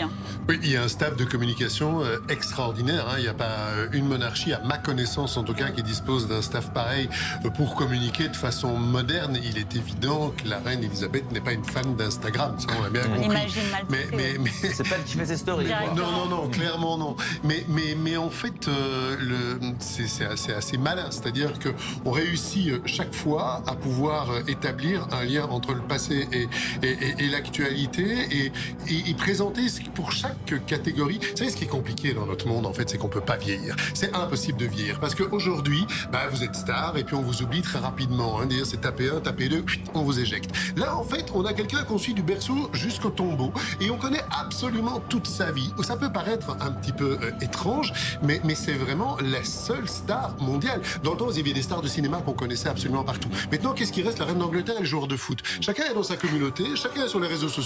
Et en fait, rares sont les personnalités qui sont connues dans le monde entier. Et ceux-là, qu'ils le veuillent ou non, que ça leur plaise ou non, dès qu'ils commencent, regardez le petit Georges, maintenant, en fait, on va pouvoir raconter toute sa vie jusqu'au bout. J'espère qu'elle sera longue, j'espère pour lui.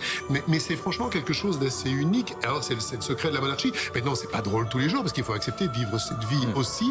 Alors, pour Elisabeth, ça n'a jamais posé aucun problème, parce que le duty, le devoir a toujours été au cœur de son action. Pour d'autres, ça a été beaucoup plus compliqué. Et je pense que Charles, aujourd'hui, vous allez me dire, à 73 ans, il est temps, il a atteint la maturité, et puis il a eu le temps de dire tout ce qu'il avait envie de dire. On dit, voilà, un prince qui parle à ses tomates et qui a des avis sur l'architecture, tout le monde s'en fiche, mais le jour où il sera roi, en fait, il va arrêter de parler comme ça, et il va jouer son rôle de roi, tout à fait normal. Je sais que en République, c'est parfois des choses qui sont peu compréhensibles, mais il est chef de l'État, mais il ne gouverne pas. Il est prêt, en tout cas. Ah, ça, on peut dire qu'il est prêt. Ouais. Il a eu le temps de se préparer. C'est sûr que personne dans le monde n'ignore le nom d'Elisabeth II, Cyrielle Lemoine-Tolba. Star mondiale. C'est une star mondiale, effectivement. Et puis c'est quelque chose qui a été orchestré elle était très très jeune, c'est sa mère. Faut voilà, rendre hommage à sa mère pour cela, pour sa médiatisation. Elle a compris, elle était assez fine, hein, la Queen Mum. On se rappelle d'elle dans les années 40, en 1940, pendant le Blitz, donc cette terrible période pendant laquelle Londres et plusieurs villes d'Angleterre sont prises pour cible. Elle va sur les ruines réconforter les habitants, elle pleure avec eux. Voilà, c'est la reine réconfortante. Elle va très tôt mettre sa fille devant les caméras, devant les photographes. Ils vont embaucher, faire travailler des photographes de stars pour moderniser l'image donc de la future reine Elisabeth II. Elle va être immortalisée avec une tenue d'inspiration militaire. Donc voilà, c'est quelque chose, effectivement, on a grandi avec elle, on a toutes des images de la reine en tête. C'est logique que ça aboutit sur les réseaux sociaux aujourd'hui, des comptes Instagram. Exactement, et puis ils en ont joué. Les Buckingham a commandé des documentaires sur la vie à Buckingham Palace en fin des années 60. Ils s'en sont peut-être mordus les doigts, d'ailleurs, puisque ça a été aussi la porte ouverte à cette espèce de voyeurisme. On a tous envie de savoir ce qui se passe derrière ces portes du palais. Mais ça fait parler, et ça fait partie du rêve, voilà. Ashley Chevalier, dans Kelly Lafin, pardon, on vous retrouve, vous êtes toujours à Trafalgar Square avec ces passants, ces personnes qui sont rassemblées pour voir passer cette parade. Et toujours beaucoup d'excitation, même si, vous le disiez tout à l'heure, tout le monde ne peut pas voir selon où il est placé. Alors on s'est un petit peu déplacé, on voit un petit peu mieux que tout à l'heure, on voit un peu le haut des chars qui passe. Alors je ne sais pas si vous allez pouvoir les apercevoir à la caméra de François Luce parce qu'on est quand même à quelques dizaines de mètres. Effectivement, pour les apercevoir, eh bien, il faut trouver une place. Les enfants montent sur les épaules. On est avec Nicolas qui, elle, avait anticipé. Regardez, elle est juste là. Elle avait préparé un tabouret. Ils ont trouvé un poteau pour son fils. Nicolas, you can see the parade. Vous voyez la parade, hein? C'est pas le cas de tout le monde. Alors, qu'est-ce que vous en pensez? Oui, je vois tout. Je vois tout qui passe. On a vu les militaires, on a vu tous les bus, avec chaque décennie de règne de la reine, toutes les années de son règne. Et maintenant, on voit le carnaval. C'est parfait. C'est la première célébration du jubilé pour vous à Londres? Oui, pour moi, c'est mon premier jubilé. J'ai vu le reste à la télé. Alors, l'ambiance, c'est comment? C'est super, c'est vraiment super. Très très bonne ambiance. Pourquoi est-ce que c'était important pour vous de venir ici? Oh, c'était très important. Je me souviens du jubilé d'argent, j'avais 7 ans, et donc je m'en souviens très très bien. Et maintenant, on a 70 ans de reine, c'est vraiment très sympa. Que représente la reine pour vous? Elle représente tout, nous l'adorons, tout le monde l'aime au Royaume-Uni, vraiment, et on aime la famille royale. C'est une femme formidable, très forte, elle est extraordinaire. Vous êtes venu avec votre famille, est-ce que c'est important pour vous que votre famille soit là? Je devais venir avec toute ma famille, mais ils sont malades. Alors j'ai dû venir toute seule, mais bon, je ne voulais pas manquer ça. Je voulais venir même s'ils sont malades. Parce que c'est un moment important. Oui, très important, très important. J'ai pris le train toute seule pour venir tout voir, pour être présente ici, sur la place. C'est très important pour moi. Vous voyez, j'ai mon drapeau, mon écharpe. Merci, bonne journée. Thank you, merci. Effectivement, c'est un moment important et on peut voir les sourires sur les visages, les drapeaux, une grande joie, une grande excitation également qui va se poursuivre encore un petit peu parce que la parade n'est pas tout à fait finie. On vous retrouve dans quelques minutes. Kelly Lafin, une ferveur populaire incroyable dans les rues de Londres. Patrick Seuss, cet après-midi, on sort de 2 ans de Covid aussi. Cette parade, elle n'aurait pas eu la même saveur il y a 1 ou 2 ans.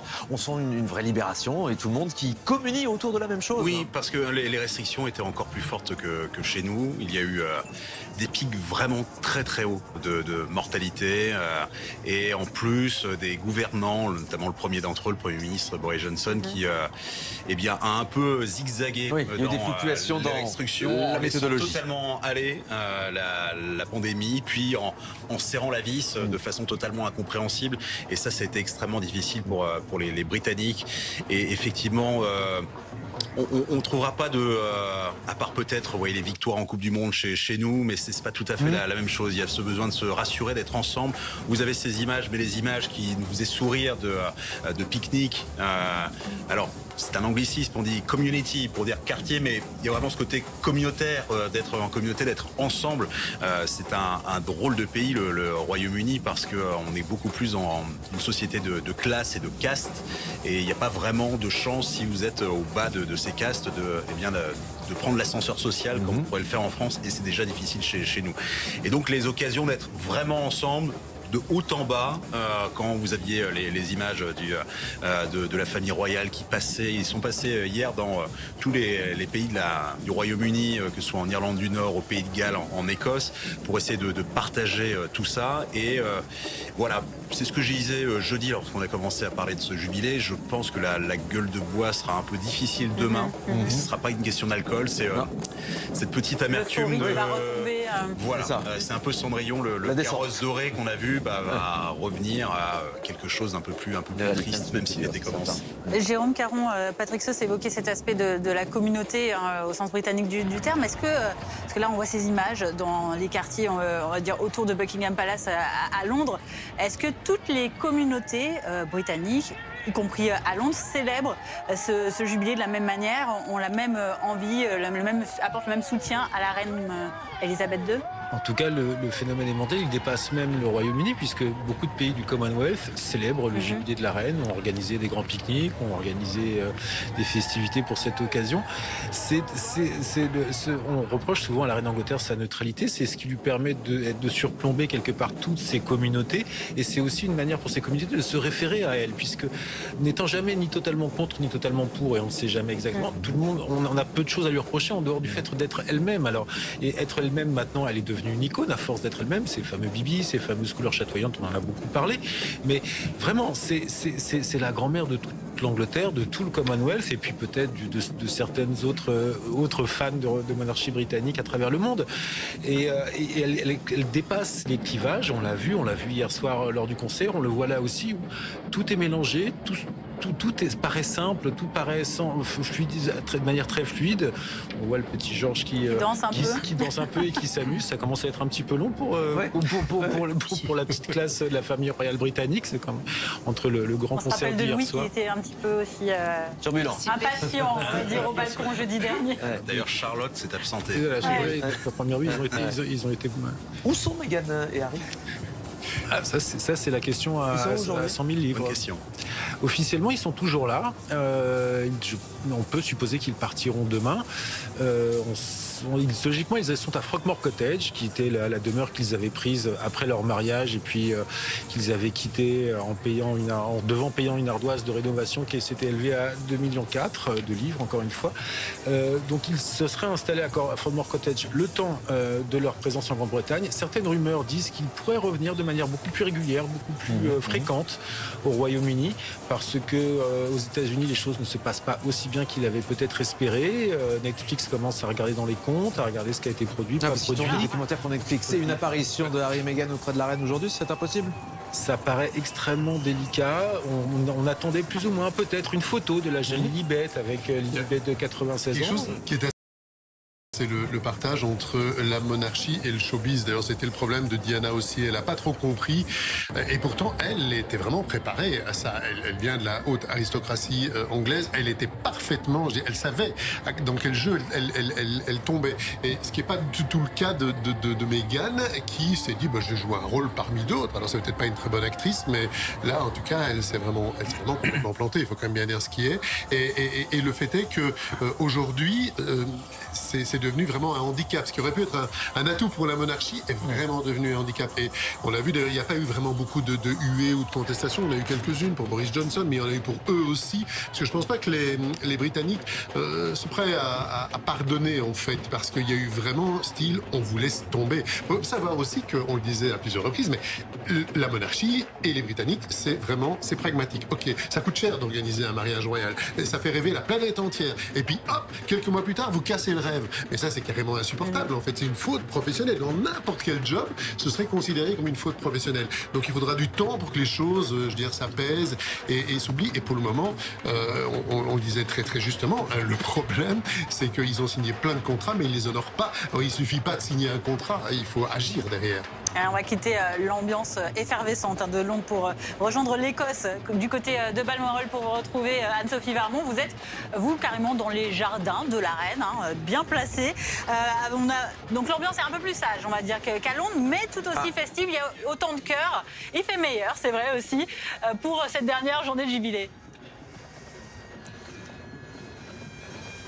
Oui, tout à fait, c'est calme ici dans les jardins de Balmoral. Les Britanniques, ils sont venus pour profiter des châteaux de la Reine et évidemment de ce magnifique château qui est la résidence pour les vacances de la Reine et pour toute la famille royale. Et vous voyez évidemment ces jardins exceptionnels. Alors nous sommes avec Jane qui est venue avec Marie pour profiter de toute cette ambiance. Jane, what does the Queen symbolize for you in your life? Que symbolise la Reine pour vous dans votre vie?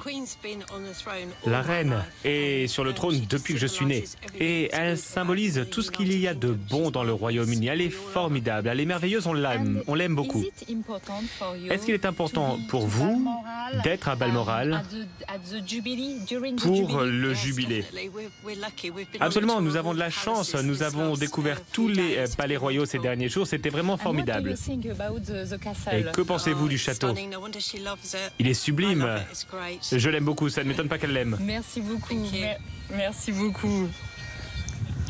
Donc vous voyez, ces Britanniques qui sont venus profiter de cette ambiance incroyable. Alors pour vous dire, il y a des choses un petit peu spécifiques quand même qui se passent ici. Alors oui, c'est très calme, mais quand même, il y a des animations pour cette période de jubilé. Tout d'abord, vous avez des joueurs de cornemuse qui viennent de temps en temps. Ils se promènent dans tout le domaine, là où il y a du public. Et puis aussi un petit peu plus loin, derrière, vous avez une zone qui est réservée pour le public, pour qu'ils puissent vivre des moments exceptionnels, notamment un afternoon tea évidemment royal. Alors, je vous préviens tout de suite, tout est complet. Nous, on a eu la chance de pouvoir en profiter avec Sonia Reynaud, c'est absolument exceptionnel. Vous avez de la jolie porcelaine, vous avez des biscuits typiquement anglais et puis évidemment, vous avez ce thé. Et ça, c'était une animation juste pour aujourd'hui, pour honorer la Reine, pour cette dernière journée du jubilé. D'autant plus qu'on arrive pile à l'heure du thé, c'est parfait. Anne-Sophie Varmont en direct de château de Balmoral pour suivre ce jubilé. C'est une parade qu'on propose en direct sur BFM TV depuis 15h30. Maintenant, ça va encore se poursuivre dans les prochaines minutes. On attend un dernier tableau, Patrick Sauce, avec la présence exceptionnelle de Ed Sheeran. Ce sera dans les prochaines minutes. Oui, c'est ça. Et là, si vous arrivez à suivre, en fait, c'est la vie de la reine Elisabeth, mais au travers des différentes cultures. Lorsque vous avez vu ce mariage Bollywood style, en fait, c'était le mariage d'Elisabeth et de Philippe. Et maintenant, eh bien, juste après, voilà, on va passer au couronnement en version caribéen. Les anniversaires aussi, on essaie de montrer. Encore une fois, on se rassure, l'Empire britannique tel qu'il était en 1952, il avait déjà été amputé des Indes, qui était devenu l'Inde, le Pakistan, et on se retrouve avec un Royaume-Uni qui est en train d'essayer de tenir à bout de bras et l'Écosse et l'Irlande du Nord, avec des pays comme la Barbade qui ont définitivement largué les amarres en devenant des républiques, la Jamaïque qui est très très présente, notamment dans les quartiers londoniens. Eh bien, c'est difficile, notamment lorsque des membres de la famille royale et le futur roi, le prince William, se rendent sur place. Oui, mais voilà, ça fait partie. Alors, c'est peut-être pas l'Angleterre de Newcastle ou de Birmingham, mais ça ressemble beaucoup plus à ce qu'on peut voir dans un certain nombre de quartiers à Londres. Et on va voir comment ça se passe justement à Londres avec vous, Aurélie Casse, puisque vous continuez de suivre cette parade pour BFM TV avec vos invités. Oui, on était en plein carnaval des animaux, là, Thomas. Oui, tout à fait. Les animaux de la Reine. On a vu notamment des cygnes. Alors ça, c'est très amusant. Est-ce que vous saviez, Aurélie, qu'en principe, la Reine est propriétaire de tous les cygnes sur la Tamise? Un droit qu'elle n'exerce pas, bien sûr. Elle serait aussi propriétaire des dauphins dans les eaux britanniques. Mais là aussi, on voit mal Elisabeth II demander les dauphins. Quels sont les autres temps forts qu'on attend maintenant, Thomas? Maintenant, on va bientôt voir sur les images de BFM TV le mariage à la Bollywood, un mariage indien. Vous le savez, la tradition est très importante. Il y a une forte communauté indienne au Royaume-Uni. Alors, le dernier à avoir été empereur des Indes, c'est le père d'Elisabeth II. Elisabeth II n'a jamais été impératrice des Indes. Elle a été brièvement reine du Pakistan. Et on va voir. Sérieux, là, on voit le panneau, The Wedding Party. The Wedding Party, la fête du mariage. C'est magnifique, les mariages indiens, c'est très beau. Et on devrait avoir une débauche de couleurs et de danse. Oui, et c'est vrai qu'ils étaient acclamés tout à l'heure quand quelques Indiens sont passés là où nous sommes. Tristan de Bourbon-Parme, que représente ce moment pour le Royaume-Uni?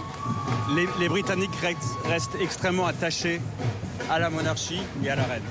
Tout le monde dit qu'on est la reine une fois que Charles partira, mais non, la reine reste forte, la monarchie reste quelque chose de très important. Et pour eux, ils sont là pour célébrer ses 70 ans de reine. Elle les a accompagnés tout le temps et ils sont là pour la remercier entre guillemets de son règne. N'est-ce pas aussi une forme de parenthèse au milieu du tumulte? Absolument. Pour le Royaume-Uni, c'est formidable pour l'image du pays. Ouais. On a le Brexit, on sait bien qu'avec le Brexit... On entend les cris là. Exactement. Avec le Brexit, l'image du pays a été un peu écornée en Europe. C'est le moyen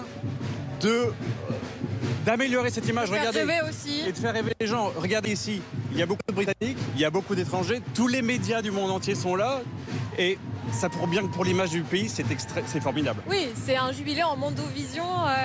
Il y a toujours ce suspense, balcon ou pas balcon, Thomas? C'est vrai que les paris sont ouverts. On rêverait tellement de voir la reine Elisabeth II au balcon. C'est vrai qu'on a une grosse déception ici. Alors c'est vrai, on a aussi eu la chance de la voir 2 fois pour le Trophings the Color.